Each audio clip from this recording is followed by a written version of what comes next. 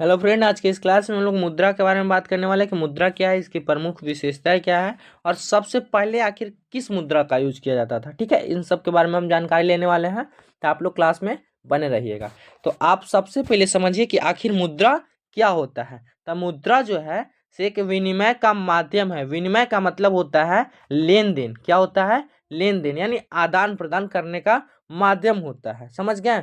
जो कि जैसा एग्जाम्पल अगर दें तो सबसे स्टार्ट में जो मुद्रा है, सबसे स्टार्ट में जो मुद्रा है इसका वस्तु विनिमय प्रणाली का उपयोग किया जाता था। यह जो है मुद्रा नहीं, एक प्रकार का विनिमय प्रणाली है, जो कि हम समझा दे रहे हैं। वस्तु विनिमय प्रणाली जो है इसमें होता क्या था कि अगर हमारे पास बहुत सारा टमाटर है और आपके पास बहुत सारा आलू है, तो हम क्या करेंगे कि आलू के बदले अपना टमाटर ले लेंगे। समझ गए? टमाटर के बदले आलू या आलू के बदले टमाटर। ठीक है, मान लीजिए कि पर्सन ए के पास, एग्जाम्पल फॉर यहाँ समझिए, पर्सन ए के पास मान लीजिए कि टमाटर है और पर्सन बी के पास मान लीजिए कि है प्याज। मान लीजिए प्याज ले ले रहे हैं, तो इसके पास बहुत सारा टमाटर हुआ है, इसको बहुत सारा प्याज हुआ है। एक को अब काम है प्याज का, तो क्या करेगा, इसके पास अपने टमाटर लेके जाएगा और इसको टमाटर दे देगा और इससे प्याज ले लेगा। इसको हम क्या कहेंगे? वस्तु विनिमय प्रणाली।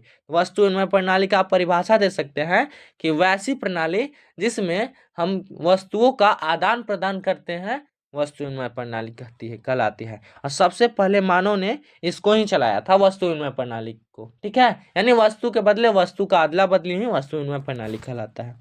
तो मुद्रा का सेम वही काम है। देखिए, मुद्रा वह माध्यम होता है जिसका उपयोग वस्तुओं और सेवाओं के विनिमय के लिए किया जाता है, यानी लेन देन के लिए किया जाता है। यह विनिमय प्रणाली को सरल और सुविधाजनक बनाती है। मुद्रा जो है विनिमय प्रणाली को सरल और सुविधाजनक बनाए जाते हैं। आज के टाइम में तो यूपीआई चल रहा है, डायरेक्टली जो है डायरेक्टली फ़ोन से ही पैसा भेज दिया जा रहा है कहीं सा भी। पर पहले जो होता था, सबसे पहले सिक्का का आविष्कार हुआ था। सिक्का चलता था, वस्तु विनिमय प्रणाली के बाद सिक्का चलता था। सोना का सिक्का चल गया, चांदी का चल गया, शीशा का भी सिक्का चला था। तो सारा चीज़ का सिक्का चलता था, उस पर मुहर मारा रहता था। तो सिक्का जो था बहुत ज़्यादा वजनदार होता था। तो सिक्का के बाद फिर नोट चलने लगा।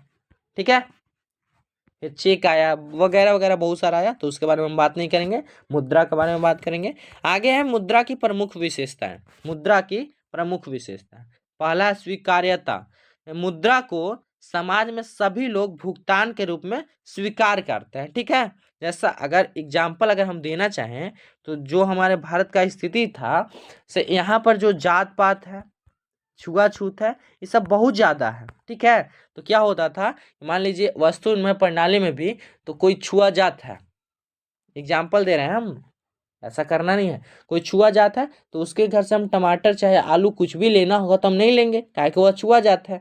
तो जो स्वीकार्यता का मतलब मुद्रा जो है, मुद्रा छुआ जात रहे चाहे कोई सा भी जात रहे, चाहे कोई भी रहे, तो उससे आप मुद्रा ले लीजिएगा। ठीक है, आज के टाइम में यही है। तो बोला सबसे फर्स्ट विशेषता में बताया गया है कि मुद्रा को समाज के सभी लोग भुगतान के रूप में स्वीकार करते हैं, चाहे छुआ हो चाहे अछूत हो, छूत हो चाहे अछूत हो। समझ गए? आगे है मूल्य का मापन। दूसरा, मूल्य का मापन। तो मुद्रा की मदद से वस्तुओं और सेवाओं की कीमत तय की जाती है।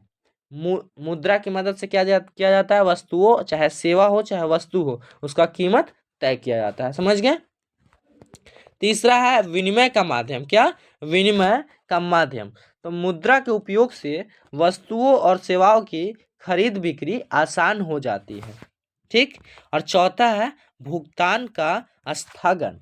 तो उधार लेने और बाद में चुकाने की सुविधा प्रदान करता है।